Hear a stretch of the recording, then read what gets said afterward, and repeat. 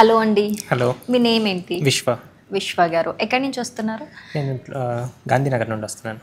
Okay. So first టైమా మీరు ఐస్బర్గ్కి రావటం? ఐస్బర్గ్కి ఫస్ట్ టైం ఇది. డైరెక్ట్ ట్రై చేద్దామని వచ్చారా? ఇక్కడ ఇన్స్టాగ్రామ్లో రివ్యూస్ చూశాను. ఆర్గానిక్ ఐస్ క్రీమ్ అని తెలిసి టేస్ట్ చేద్దామని వచ్చాను. ఫస్ట్ ఆర్గానిక్ అనగానే మీరు ఏం ఎక్స్పెక్ట్ చేశారు? ఐస్ క్రీమ్ స్మాల్గా తింటాం కానీ జస్ట్ కొంచెం స్ట్రాంగ్ వాటర్ ఫ్లేవర్స్ ఉంటాయి.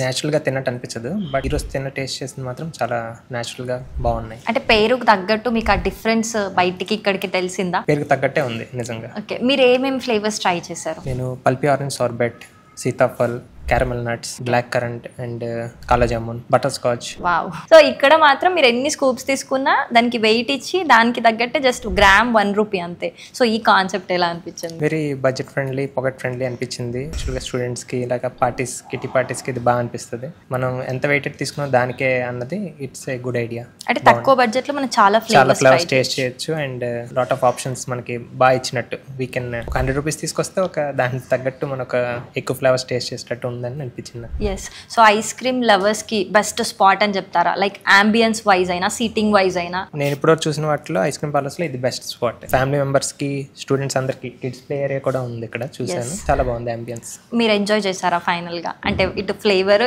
అంబియన్స్ అన్ని రెండు బాగా ఎంజాయ్ చేశాను.